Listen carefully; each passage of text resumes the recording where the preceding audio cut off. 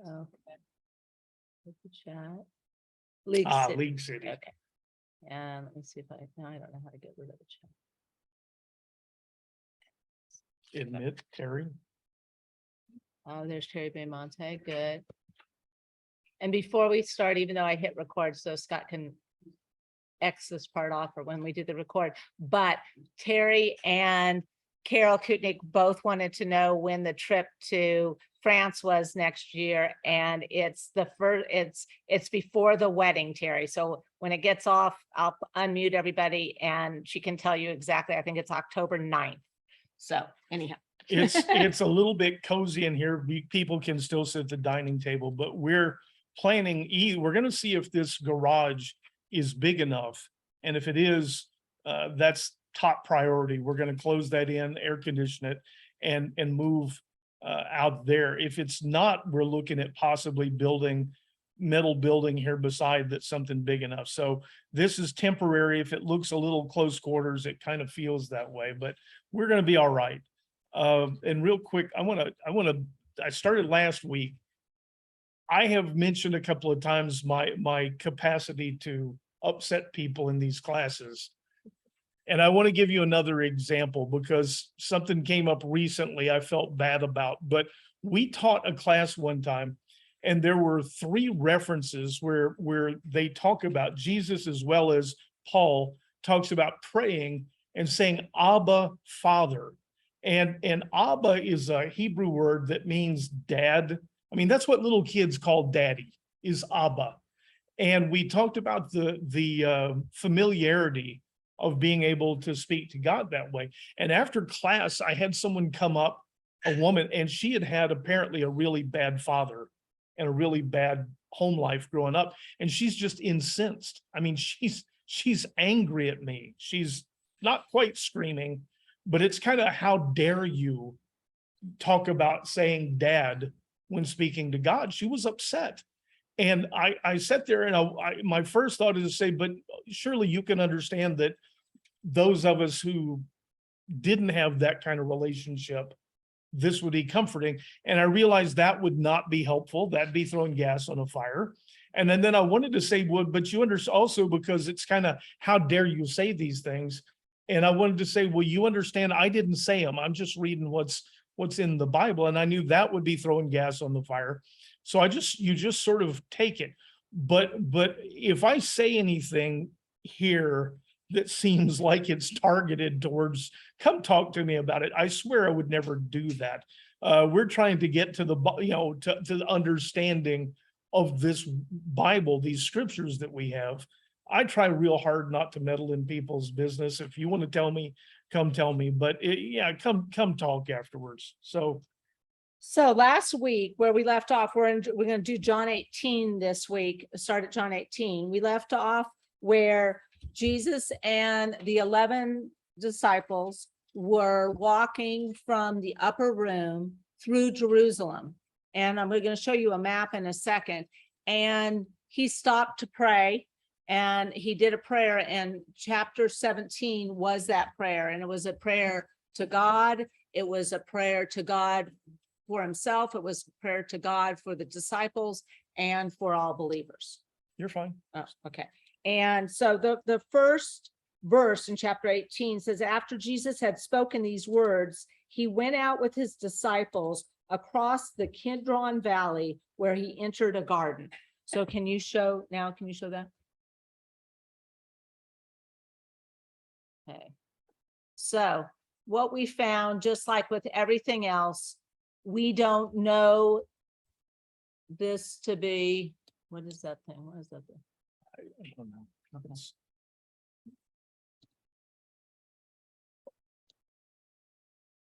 I don't know what they're seeing. Can you see this? The The map?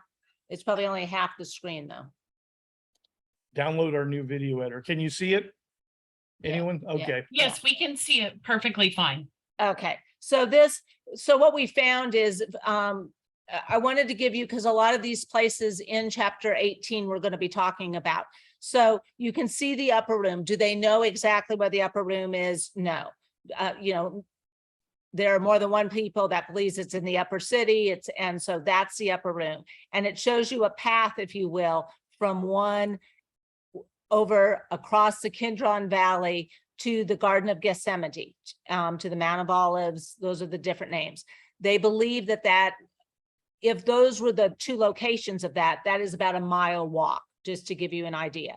And through this chapter, we're going to see that, and this week's study is a familiar story for all of us. We've heard it during the Easter services or during Holy Week, but sometimes familiarity, what's the expression? Familiarity brings contempt. I No, don't know. no, no. I don't know if that applies. But that when you become too familiar with something, that you become too familiar, the details are important. So we're going to talk about it. And do we know this is the exact path, but just show them that they go from the Garden of Gethsemane. If you can see the cursor move, they go out here through one of the gates over across Kidron Valley to the Garden of Gethsemane, which is just outside Jerusalem, but it's still a bit of a hike, about a mile. And then they're going to go, then when Jesus is arrested, he goes to Annis's house, the house of Annas, and right there they say the house of Annas, and there is a dispute whether it's there or if it's closer to the temple court.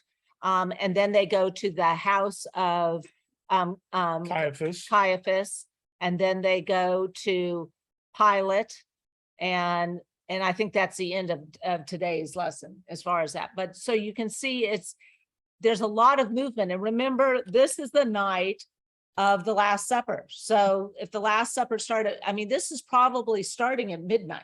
So all this movement is happening from midnight to 6 till the morning hours.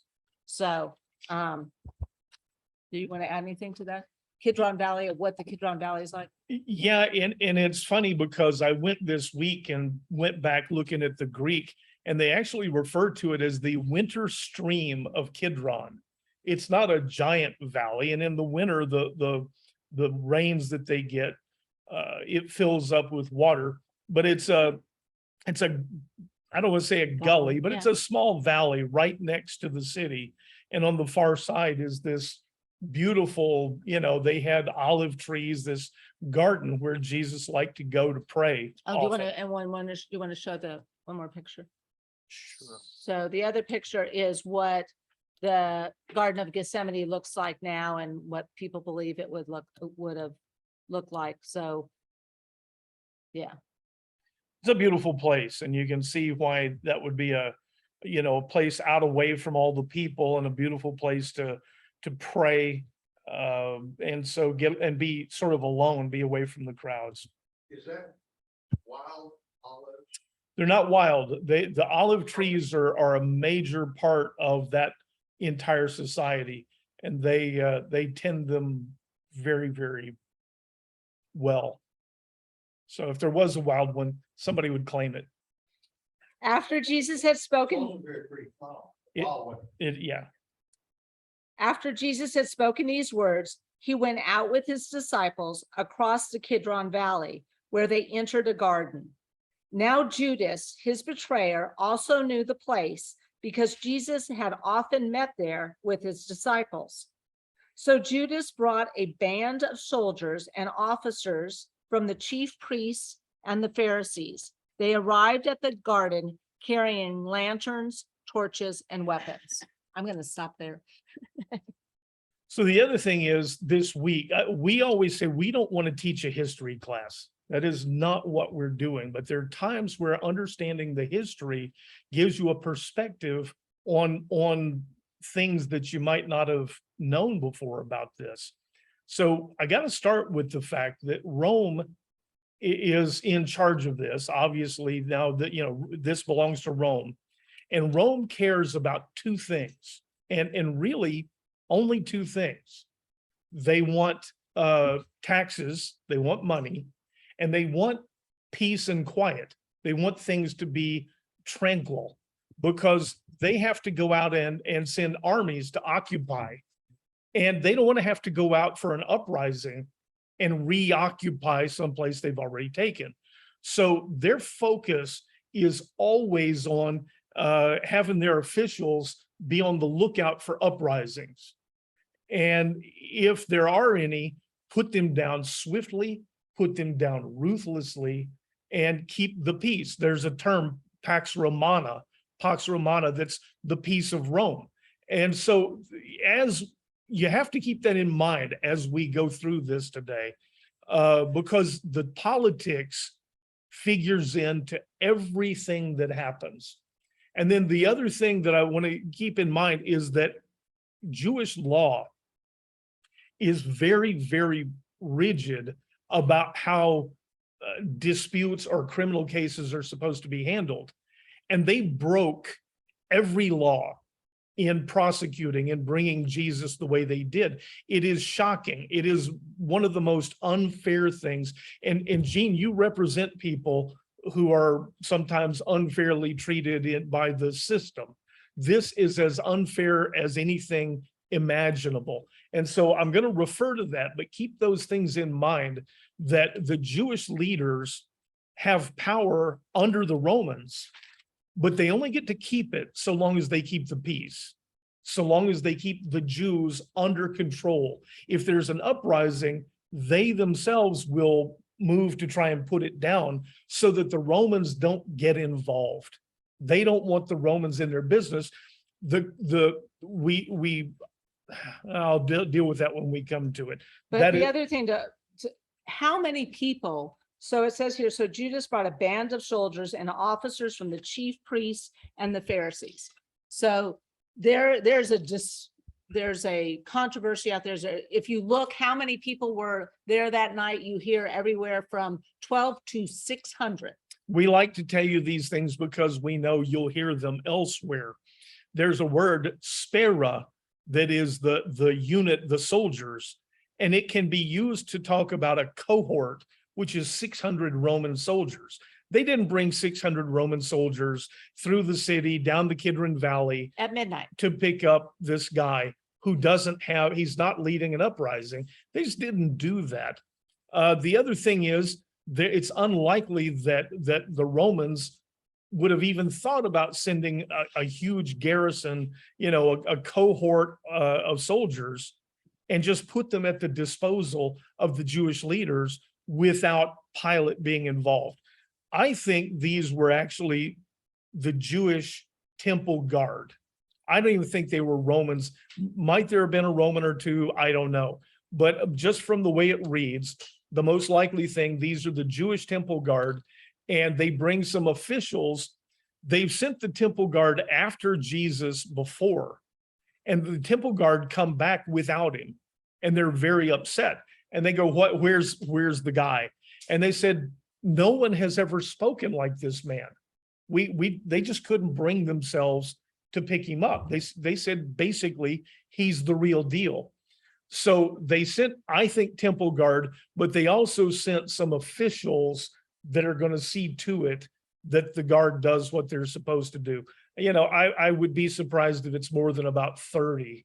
That would be a pretty big detachment. But they are afraid that the people following him will rise up. So they want enough to take him, but they probably don't want so many that they cause an uprising. For what it's worth, you'll see pictures and hear things that tell you all sorts of stuff, but that's kind of the best I can come to for what's happening here. And so if you think of that picture back at the garden picture we showed you, it's dark. And so it is, they have lanterns, torches, and weapons. And it's outside the city. There's not. And the Sure. last thing then, because we know there are soldiers, lanterns, weapons, the whole deal, and walking right there sort of at the front is Judas, the disciple who has traveled with them for a couple of years. 3 years. They know him well. We were taught a couple of weeks ago that when Judas left, Jesus told him, "Go do what you got to do and do it quickly." But the other ones, John tells us, they didn't know what he was up to. They thought maybe he was going to go give some money to the poor, or maybe he was going to go look for supplies for the Passover feast. They know about some sort of betrayal, but I don't think any of them could have ever guessed this, that he shows up at the head of a group of soldiers with lanterns and torches and weapons, and Judas is leading them in. This has And got that's to what we be, were talking about last time. We were talking about the fact that, Jesus obviously knew what this was happening. He put it into place. But can you imagine the other 11? And they're sitting there and all of a sudden they have a feeling something bad's happening. Jesus said he's not going to be around for long, but who is leading it? Judas is walking up. They have spent 2.5, 3 years with him, and he's the one that is bringing these people with lanterns and weapons. Anyhow, verse 4, Jesus, knowing all that was coming upon him, stepped forward and asked them, "Whom are you seeking?" "Jesus of Nazareth," they answered. Jesus says, "I am he." And Judas, his betrayer, was standing there with him. When Jesus said, "I am he," they drew back and fell to the ground. So he asked them again, "Whom are you seeking?" "Jesus of Nazareth," they answered. "I told you that I am he," Jesus replied. "So if you were looking for me, let these men go." This was to fulfill the word he had spoken. "I have not lost one of those whom you have given me. Sorry. So we've talked about how this was a sacrifice. They didn't come take him against his will. He knows what's coming. John says it was obvious. He knew what was coming. And he said, "Who are you looking for?" "We're looking for this Jesus." They don't know him by sight. Judas does, but he asks them and they answer. So he sort of presses the issue. And it says they fell back into the ground. I don't think they like fell down smitten, but to their knees, or they because they've heard, I think, so much about him. He's raised a man from the dead. He's got, And that's why it makes more sense that this is the temple guard. it makes more sense that it's the temple guard. If these were Roman soldiers and they fell back and even went to their knees, they could get killed for it. In fact, for being cowards, Rome would at least decimate, which is to kill every 10th man. This is not something you want getting around. The Romans were not allowed. So unless this indicates that somehow God, the power just forced them to the ground, and it's possible. Some people say that, but I think that this says it's probably the temple guard. And once they realize it's him, the reality of taking this guy is difficult. But he does it again. He says, while they've backed up, he says, "I ask you, who are you looking for?" And they said, "Jesus of Nazareth." He said, "I already told you, I'm he." Then Simon Peter drew his sword and struck the servant of the high priest, cutting off his right ear. The servant's name was Malchus. "Put your sword back in its sheath," Jesus said to Peter. "Shall I not drink the cup the Father has given me?" Then the band of soldiers, with its commander and officers of the Jews, arrested Jesus and bound him. They brought him first to Annas, who was the father-in-law of Caiaphas, the high priest that year. Caiaphas was the one who had advised the Jews that it would be better if one man died for the people. So once again, and I kind of mentioned this, there have been some other times where we're told that Jesus enraged the Pharisees, the leaders, and they were going to stone him, and he just sort of passed among them and left. And it never really, it's hard to understand exactly how it happens. But when you see this bunch, he tells them, I'm the one you're looking for, and they back up. You have to think there's a good possibility he could have just walked off. For a long time now, he has been making sure that this happens in Jerusalem at the Passover. And so he reiterates, "I am he." And he says, "And since you're only looking for me, let these other ones go. Let my disciples go." And Peter, it tells us, pulled a sword. And we're told that in more than one gospel, cut off the ear of The right ear. And it seems funny that John would mention right ear. We think it's possibly because he came up, if he's right-handed, he came up from behind, and that would strike him on the right side. Whatever. Peter is making good on his promise that he's made just a few hours ago. "I'll follow you to the death." And Peter's ready to fight. Now, do they still suspect that he's going to be this conquering king, that, you know, this is all the buildup, the setup for when he rises and becomes a king. I think maybe they still don't understand, but Peter's ready to fight. And Jesus turns and says, put your sword away. Am I not to drink from the cup the Father has given me? And he is absolutely intent on going through with this instruction to be taken and sacrifice himself. And so he sort of dresses Peter down. It's written emphatically, put your sword away. And John goes to the trouble of telling us the name of the temple official whose ear gets cut off. I mean, The this, servant of the high priest. yeah, the servant of the high priest directly. So anyway, this is just one of those curious things that mentions. In another gospel, we're told that he heals the man's ear, but he basically says, I'm here, come and take me. And he's not going to let anything get in his way. And it's amazing for us to think about having that kind of resolve. If you think you could possibly, run away, I'd run away. I love feeling like getting to know Peter. Here's Peter, who's always the one who asks the question nobody else will ask, who sometimes looks like he's, what's the word?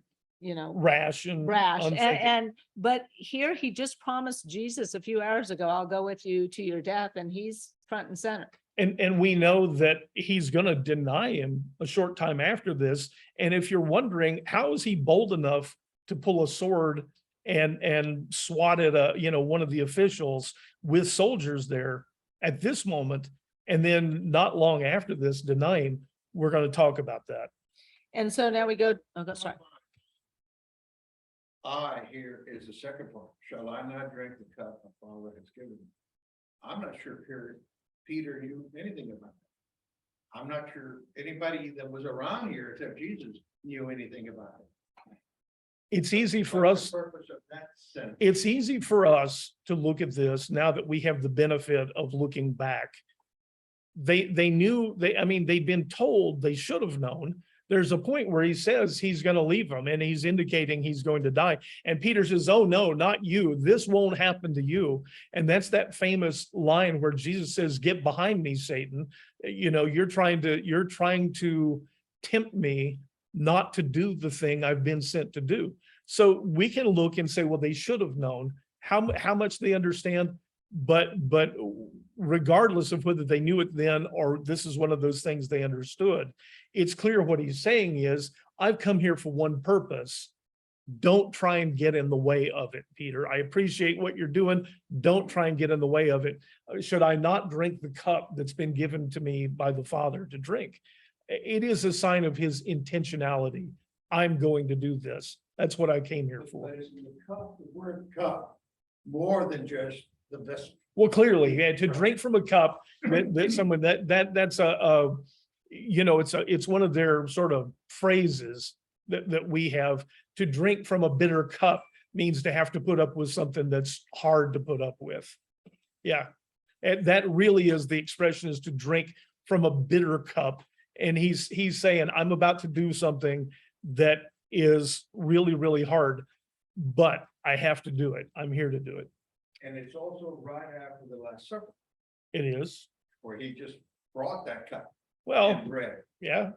I don't know I don't know about the connection to that for sure, but all of this stuff, this happening at the Passover, we're going to talk about that. It is all related in some very, very strong ways. And remember, John's writing this decades later. And I think one of John's biggest messages is everything, when I look back on it, and when we look back on it, everything made sense. But he's letting you know, he wrote this decades later, and it was only then that it all made sense. I Tell- also think it dovetails into the Jewish idea of a witness. Oh, we're going to talk about that. Give me 10 minutes or so on that. We are going to talk about the witness. Tell us about Annas and Caiaphas. All right. Well, did it say already? Have Yeah. you read the part they take him to Yes. Anna's house? Yes. So the Jewish high priest was a guy named Annas, Annas. But by the time we've gotten to this stage in their history, the office of high priest has been utterly corrupted. They pay the Romans for the privilege of being high priest. One of the high priests actually had his brother murdered. And this is pretty well documented. They are utterly corrupt. And the high priest is a very powerful position in this society. Well, Annas has had some people executed, some Samaritans, I think, but the Jews are not supposed to carry out capital punishment without Roman approval. Annas has these people killed, and the Romans remove him. He's no longer, they just kick him out of the thing, but he manages to get his son-in-law in the office. But when the officials take Jesus, they don't take him to the current high priest, they take him to Annas, which tells you Annas is still a powerful guy. He's not high priest, but he sort of is. The Jews recognize him, and they actually call him the high priest at one point. He's technically the ex-high priest, the father-in-law, but he's the real power here. And they take him to Annas's house. And that's also important to note, that he literally has no authority under Jewish law, no authority, no power, nothing. And yet they take Jesus to him first, and that's where he's more or less convicted at a place that has no authority to do it. Now Simon Peter and another disciple were following Jesus. Since that disciple was known to the high priest, he also went with Jesus into the courtyard of the high priest. But Peter stood outside the door. Then the disciple, who was known to the high priest, went out and spoke to the doorkeeper and brought Peter in. At this, the servant girl watching the door said to Peter, "Aren't you also the one of the man's disciples?" "I am not," he answered. Because it was cold, the servant and the officers were standing around a charcoal fire they had made to keep warm, and Peter was also standing with them, warming himself. So these houses have got courtyards. They'll have a stone, usually a low stone wall. And the richer you are, the bigger and more elaborate your courtyard is. And people sometimes gather there. So they've brought Jesus in through the courtyard into the house of the high priest, or maybe they're still in the courtyard, I should know. But they brought him in, and apparently John refers to himself, but John is known to the high priest, to Annas, and he has permission to come in the courtyard. Peter stays outside. John goes back. You picture this like a bouncer at a famous club or something. Some people get in, some people don't. But John goes back and says, "Hey, this guy's with me." And they say, "Oh, sure, he can go in with you." And on the way in, the servant girl who's watching the gate, deciding who gets in and who doesn't, says, "Hey, aren't you one of that guy's followers?" And there's the difference. When they're out in the garden, even though they're soldiers, there's still a chance.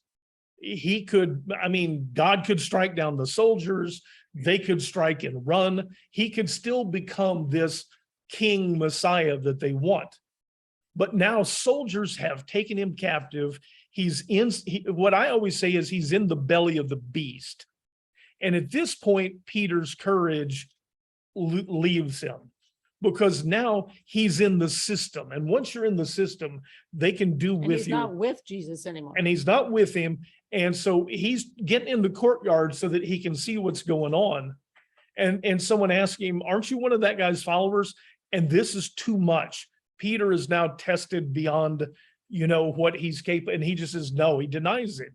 And the soldiers are there around a big charcoal fire warming themselves. This is spring and it gets cold. And so Peter goes up and warms himself at the fire right next to the soldiers. And this is a thing, no doubt, he will look back on and be ashamed. This is an intimidating situation because now they've got him. Meanwhile, the high priest Are you indicating that the word "and another disciple" is was John John. himself? Yes, That's almost universally. John talks about himself as the disciple Jesus loved. Yeah. He doesn't like to refer to himself, and you know, maybe he's trying to stay humble, but John routinely refers to himself in the third person. And so it is, most people believe most this, people that this was John. believe that this was John. Yeah, it's not a guarantee. I don't, that's a good point. I always like to tell you when it's speculation, but because it's consistent with the way John talks, most people think it's him. And they don't know why, and no one speculates why John knew the high priest person to let in. There's no telling, but it is important what you're saying, in that John has some pretty good details of what went on inside. And it makes a lot of sense if it was him. I'm also concerned about how comes it doesn't say Simon Peter, the apostle. It doesn't say anyway, or the other disciple. Nobody's saying at this point that they're apostles. I don't know. It's that's John's writing style. I mean, he talks to them. He's familiar. These are friends. He calls him Peter because he knows him and everything. But the fact that the way this is written, we're pretty sure John was the one with him, and John has some familiarity within the Jewish society, which fits. Meanwhile, the high priest questioned Jesus about his disciples and his teaching. So right there, it says high priest, and he was the ex-high priest. Meanwhile, the high priest questioned Jesus about his disciples and his teachings. I have spoken openly to the world, Jesus answered. I've always taught in the synagogues and at the temple where all the Jews come together. I said nothing in secret. Why are you asking me? Ask those who heard my message. Surely they know what I said. When Jesus had said this, one of the soldiers standing nearby slapped him in the face and said, "Is this how you answer the high priest?" Jesus replied, "If I said something wrong, testify as to what was wrong. But if I spoke correctly, why did you strike me?" Then Annas sent him, still bound, to Caiaphas, the high priest. So this, I never understood all the time growing up and everything until I learned some stuff about Jewish history and about the way the law works. And the importance of a witness in Jewish law has become really important to me. I learned some things that clear a lot of this up. In Jewish law, to be convicted of a crime, to be put up on trial, you need two witnesses. One will not do. You need two. Three is no better, but you need at least two witnesses. And what happens is someone brings charges against you. And then you go to the Sanhedrin, the judges, and you bring witnesses. They bring witnesses. Without an accuser, you can't be put on trial. Without someone standing up and saying, I bring charges against this person. And I was a witness. And well, they should be, but Oh. they have to have at least two witnesses to it. You cannot be compelled under Jewish law to testify against yourself. It is the origin of our Fifth Amendment. You cannot be, in fact, you're really not supposed to be allowed to give testimony against yourself. The witnesses have to do that. And they have a lot of tests for who qualifies as a witness. Some of you have heard this before. Two people go into a house, one person comes out covered in blood, the other one is inside dead. There are no witnesses. Now everyone knows what happened and you may be shunned, but you can't be brought up on trial. It's an amazing thing. But their law is designed so that innocent people don't get convicted. In this case, the first thing Annas does, and Annas is not the high priest, but he questions Jesus and he says, tell me about what you've been teaching in the temple. In other words, he's trying to force him to testify against himself. It's against the law. It's utterly against Jewish law. And Jesus' response almost sounds a little smart aleck or something. He says, I've been down in the synagogues teaching openly. Everyone has heard what I said. Why are you asking me? Ask them. Surely they know what I said. Surely you could find two witnesses. Surely you could find two witnesses. Where are your witnesses? Where is my accuser? You can't ask me to sit here and testify against myself. He is quoting Jewish law to them, or at least pointing out Jewish law, and they should be ashamed, but they're not. And he makes this response, and one of the temple guards hits him on the face. They're not allowed to do that. It's against Jewish law to abuse a prisoner who hasn't been convicted. And he knows it. And he turns to the guard and he says, if I said something wrong, testify.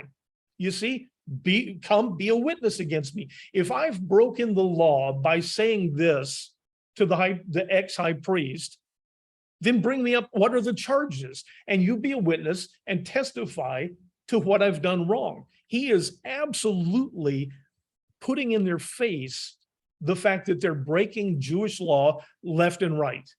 And it's a show trial. It's a sham. It's not, I mean, they're going to convict him no matter what. So he does this, and we're told that Annas kind of says, all right, enough of this, and sends him off to the house of Caiaphas, The high priest. the real high priest, who's also his son-in-law. The whole thing is a farce, but it doesn't matter. It's predetermined they're going to kill him. And aside, I was listening to a book on tape from a religious person who was talking about Jesus and was talking about how, as modern people, he was challenging us. Do we think Jesus was really, really smart?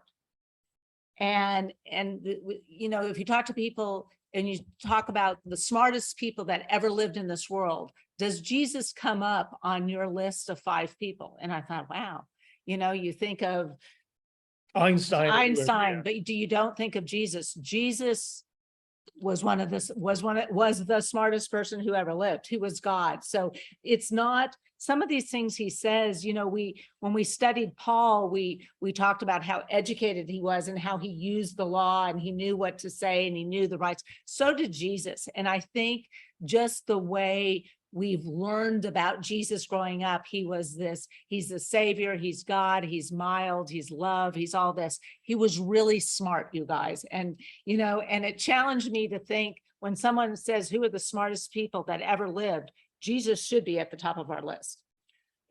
I am constantly, as we study these things, amazed at the words that he uses. And in this case, if it was me, I'd be sitting there spouting at them. You know, you just broke the law. Well, they know they just broke the law. You know, he doesn't have to tell them that, but he just points out, where are the witnesses? In our disadvantage, and else you study it like this, most people, when you hear the story, don't know how much they broke the law, because Yeah. if you don't know the Jewish law. Anyhow, verse 25. Excuse me, before you go on. Yeah.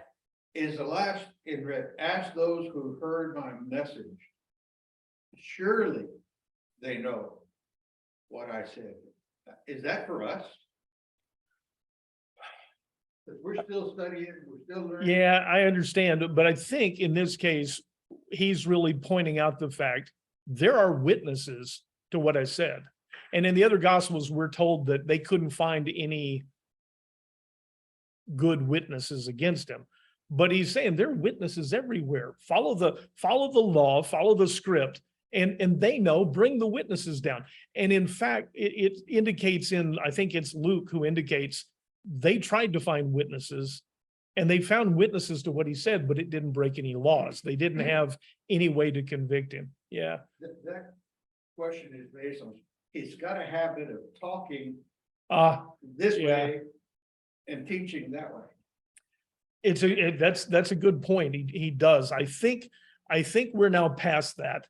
I think that was all preparing the disciples.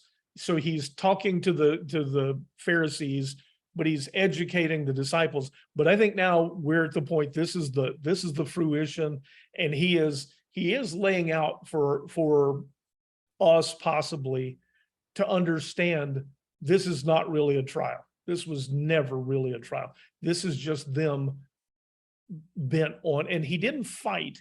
He didn't argue, which I just find remarkable. And I wish I had that kind of strength or patience or whatever. He didn't argue. He just said, there are witnesses. There's a process. Call the witnesses.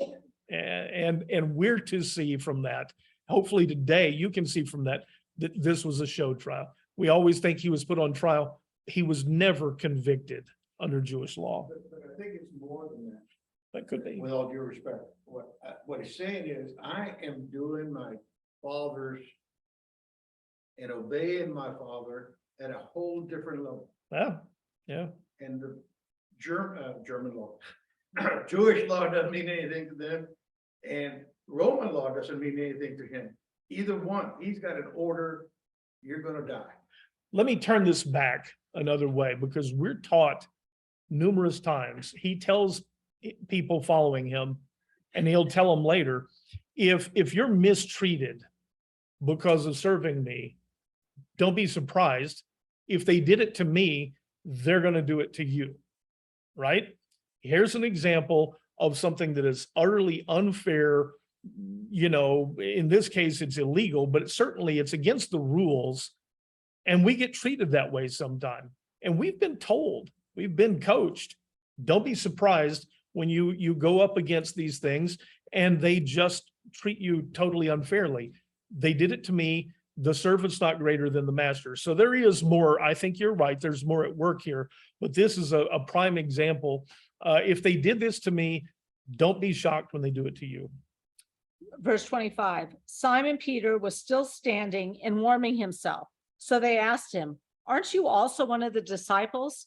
He denied it and said, I am not. One of the high priest's servants, a relative of the man whose ear Peter had cut off, asked, didn't I see you with him in the garden? Peter denied it once more, and immediately a rooster crowed. It was getting close, and we're also told it's getting close to dawn. This has been going on for hours. And this denial, he didn't believe it when Jesus told him, you'll deny me 3 times. But here it is. And they come up, and we're told it was a servant girl. In Luke, he says, Allos came and said, aren't you one of his servants? Allos means another one like the first one. And so it's another servant. These are not soldiers questioning him, but he's scared. He's in the belly of the beast. And when someone asks him in this setting, aren't you one of the guy that's being questioned by the high priest? Aren't you one of his followers? The easiest thing to do is say, yeah, no, I'm not. And after the third one, it is right before dawn, and he hears the rooster, and it has to come home. He's done exactly what he was told he was going to do. Verse 28 says, and then Mary, just a side story. Roosters crow all hours. They do. So, there may be a circumstantial connection, but it's really obeying what he says. You're going to, before the cock crows 3 times, or 1 time, you're going to deny me 3 times. That's the point. Everything he says is completed. Yeah, it's the fruition, and that's what John is telling us. It was exactly what was said at the table. Chapter 28 starts with, they led Jesus away from Caiaphas into the praetorium. So, they said they went to Caiaphas's, and in the Gospel of John, they don't talk at all about what happens at Caiaphas. If you read Luke's account, Luke talks about, and so it's a different part of the same story. There's always a question. People try to say they're not in It's sync not a with it. discrepancy. People love to say, oh, the Gospels don't agree with each other. If they agreed with each other perfectly, I would be a whole lot more skeptical. And you'd wonder why there was 4 of them. The police, always like to say, if you get witnesses in and they tell a story word for word, it's because they rehearsed it. Each one of these people that write a gospel tell it in their own words, and there are different things that they bring out. They went to Caiaphas' house. We're not told by John what goes on at Caiaphas' house. Instead, we're just told they move him from there to the Praetorium, And which what is is that? it is the place where the local Roman ruler lives. We don't really know. Let's not get into it, but Okay. it is where Pontius Pilate, who's the local leader, makes his home when he's in Jerusalem.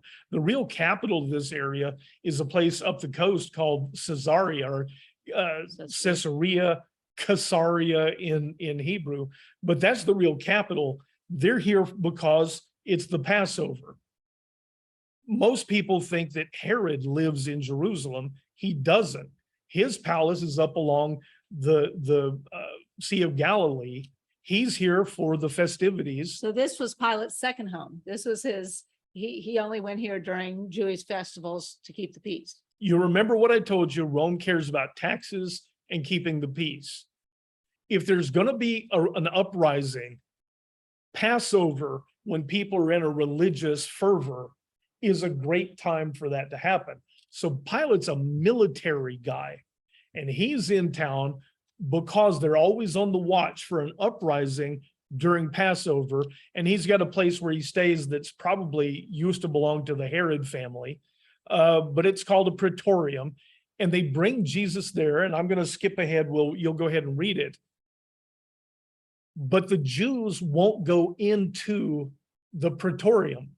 They won't go into the Roman stronghold because they're afraid they'll be polluted, and they would be defiled, and they won't be able to take part in Passover, which starts tomorrow. So they won't go into Pilate's house. Pilate actually comes out to them, which has got to be almost humiliating, but he's got to deal with the Jews the way they are. So, And it's probably like, and you know me, I always want to know what time it is and where it is. So it's probably like 2:00 in the morning, you guys. Can you imagine? They're now moving Jesus I think this is later, but still. 2, 3, or 4, let's say 4 a.m. It's not morning yet. And they are waking up Pilate and bringing Jesus to him. I mean, I just think about this. And Well, now imagine going to the governor mansion way before dawn and demanding that he come out to talk to you about something. That's what they've done. And it's sort of his job, and he does, but they've made it clear, this is a big deal. They wouldn't do something like that over a trivial matter. So they brought this prisoner, and what they're communicating is, this is a very dangerous criminal, and you need to come out here right now and deal with it. and deal with it.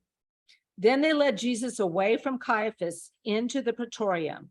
By now it was early morning, and the Jews did not enter the Praetorium to avoid being defiled and unable to eat the Passover.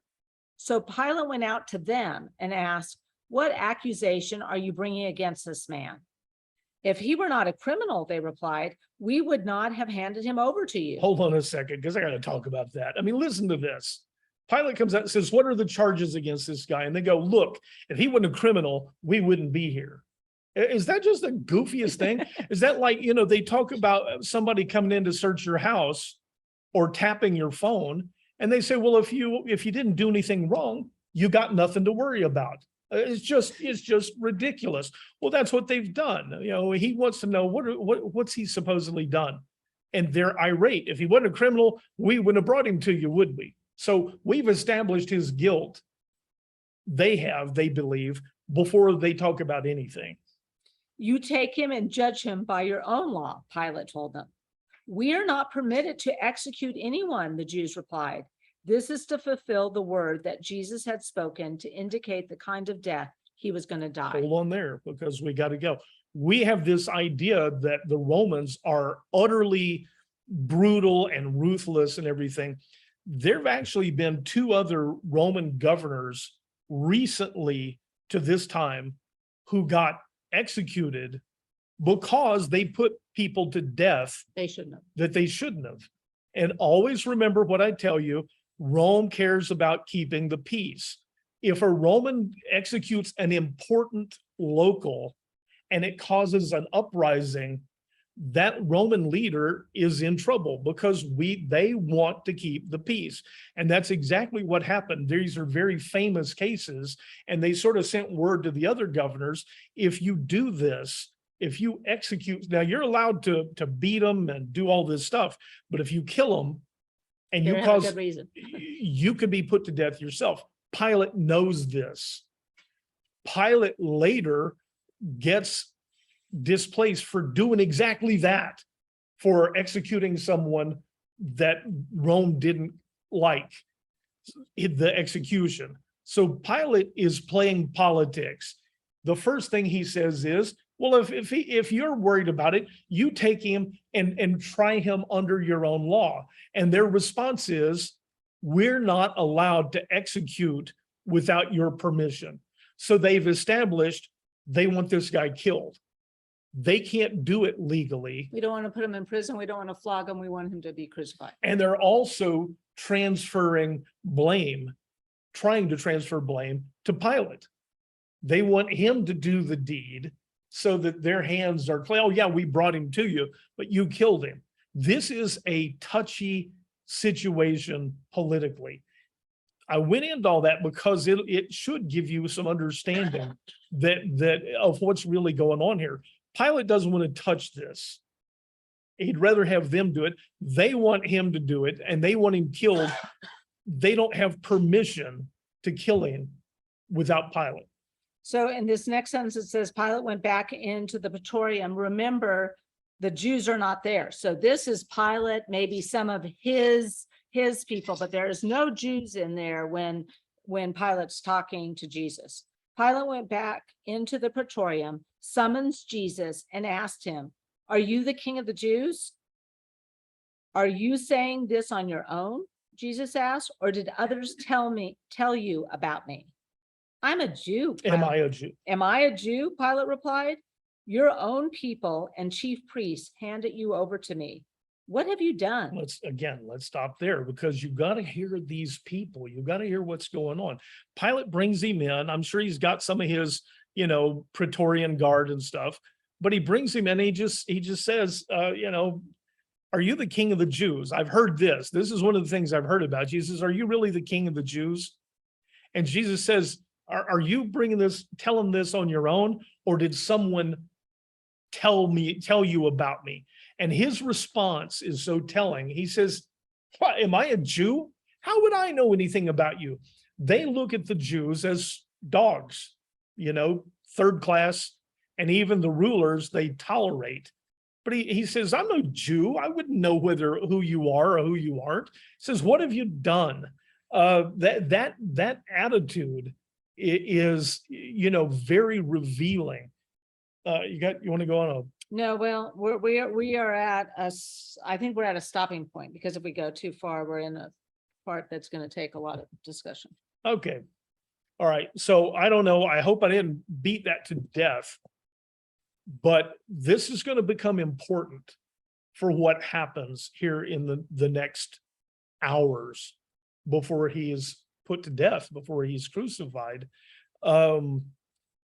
It wasn't about anything other than he threatened their power. He threatened their authority, the Jewish rulers.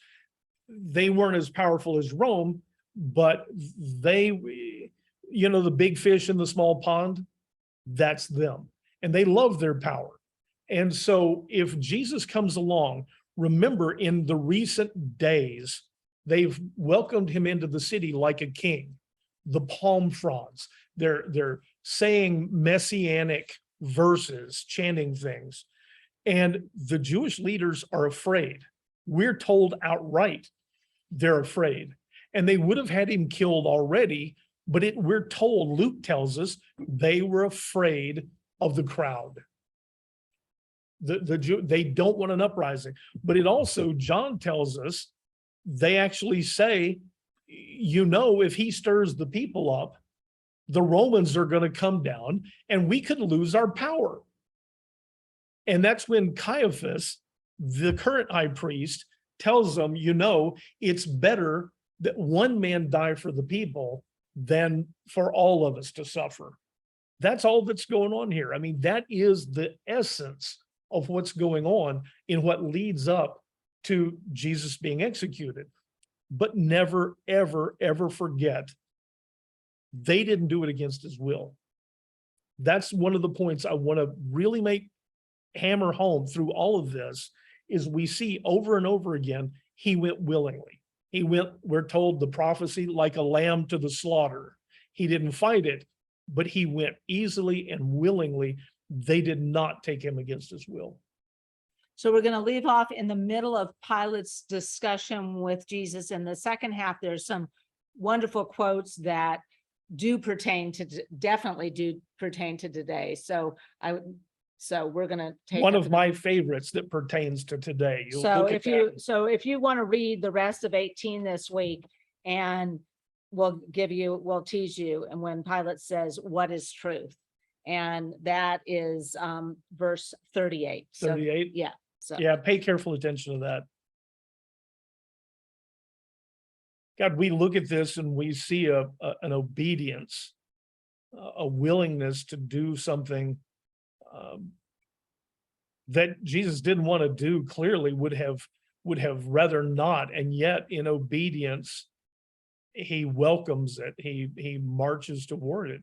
And it's a lesson. I don't know how we ask for that. I don't know how we dare to ask for that kind of strength, because we're much more like Peter, and we get afraid. And yet we from this, I hope we understand, I pray that we understand that there are times that we're asked to do things that we don't necessarily want to do. And yet we see your purpose. We see the blessings that come through it to our lives and to other people's lives. And we do ask for an awareness and strength when those situations come up, that we keep in mind that we're in service, and that your way is the right way.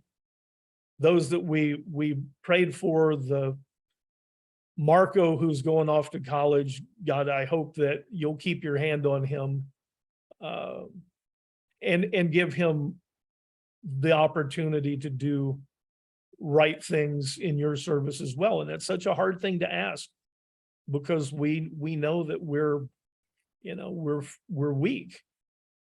Keep that in front of us as we go through this week. All the people that we encounter that we don't talk to because it seems hard, help us with that strength to serve you and to do the things that you set aside for us. Amen. you guys can unmute yourself. Sorry. We've got a great turnout both here and online. Look at that. Summer's was out- officially over, huh? So everybody's Yeah. back. There you go. One more time, Virginia. What's the date of the trip to France? The date is October 9th through 16th, and I have a great link I'm going to send you, Mary, that you can pass along with lots of pictures. I think you need to go. Yeah, there. And Gina's another one. Gina, we need to go to France next year and stay in a castle. Okay. Mary, I wanted to tell you Mary, about my mom. how do we get that information? What I'll do is I will get Virginia's link and I'll send it out. And those of you who don't want to go, obviously can pass it on, but I'll just send it to my Sunday school link and say something to consider next year. So I'm going to Mary, I wanted- overbook your trip, Virginia. I want to tell you about my mom, Mary. We got my mom into a nursing home. Did you? To a assisted living, and she loves it. Oh, that is She- such good she- news. She won at bingo and could have taken a wreath or something, cute. She grabbed a tube of toothpaste as her bingo win. And she was at dinner and my sister came in and there were men and women at her table and they said, we just love your mom, but she kicks our butt at exercise class. Oh, that is such wonderful news, Kay. That's Yes, great. and my sister is sober. And your sister what? Is sober, Oh, good, so all is good. All Prayers is good. work. good. I'm so glad to hear that. Well, you guys have a wonderful week and see you next week, hopefully. Bye. Have a great week. Mary. Thank you. Hi, Good Terry. luck with the new drainage. I've missed seeing you and saying hi and everything. Me too. There you go. Anyway, and any of you are in town, come see the place. It's getting better every day. Talk to you later. Bye-bye. Bye. Have a great day.